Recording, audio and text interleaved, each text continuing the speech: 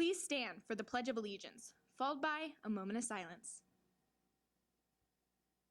I pledge allegiance to the flag of the United States of America and to the republic for which it stands, one nation under God, indivisible, with liberty and justice for all.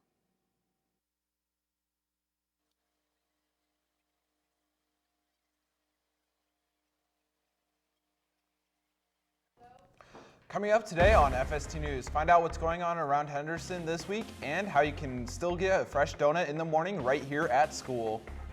Also, find out about genetic engineering and how it's not being used on only plants, but humans as well.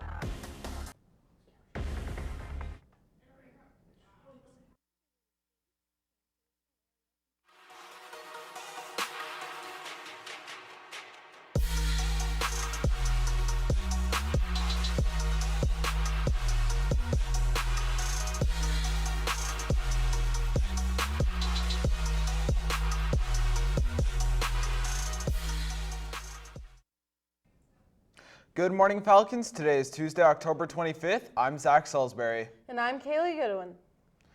Every year, thousands of babies are born with some sort of birth defect or illness. However, we may be able to prevent their defects with genetic engineering. FST News reporter Julian Lemming is here to tell you more. Genetic engineering is the scientific process of adding new DNA to an organism and having the genetic code altered to produce a preferred trait. This means that we can remove any chromosome or gene with some birth defect or illness, such as Down syndrome or AIDS. The process is done by extracting the DNA from the organism, separate and clone the genes, cut them, and replace them with other genes. Genetic engineering was first introduced in the 1960s and was mostly used on plants, animals, and food. However, we are now able to use it on humans. We can get rid of AIDS, cancer, malaria, and other diseases.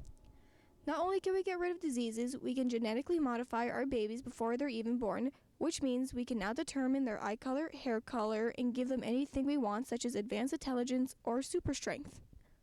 With this kind of technology, who knows what other advances and changes we could make to each other in the years ahead. Julian Lemming, FST News.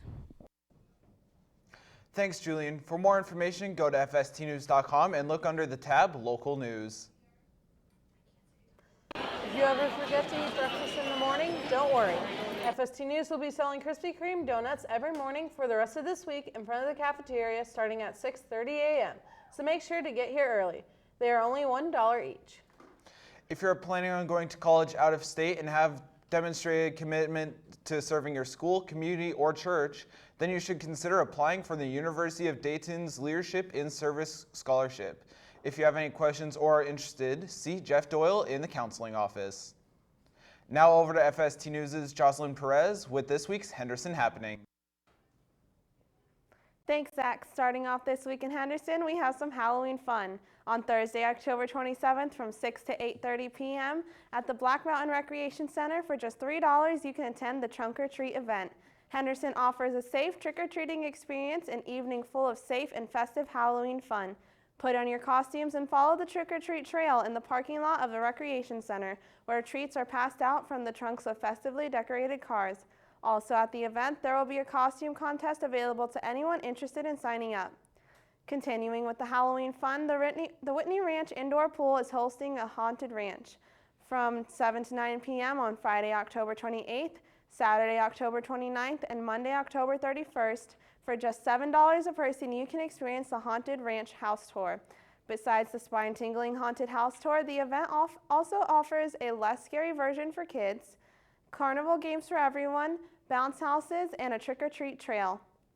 That's all for this week's Henderson Happenings. Don't forget, for more information on all of these spooky Halloween-filled events, you can go to www.fstnews.com and type Henderson Happenings into the search bar. Kaylee, back to you. Thanks, Jocelyn. This Thursday, UNLV will be in room 503 at 9 a.m. and on November 2nd, Nevada State College will be here in room 503 at 9 a.m. Tomorrow is girls soccer senior night and their rivalry game against Basic. It's also their 5th annual breast cancer game. Go and celebrate Coach Guzman's 6-year remission mark for conquering breast cancer. There is going to be food, music, and a special halftime performance by the varsity dance team. The varsity team plays at 3 and JV plays at 4:30, so make sure you go out and show your support. From the fields to the mats, the wrestling intramurals are going on today and tomorrow from 4 till 6. Then all next week is beginner practice from 2 to 4, and returning wrestlers will practice from 4 till 6. Also, there is a mandatory meeting on Tuesday, November 1st in room 254 at 6.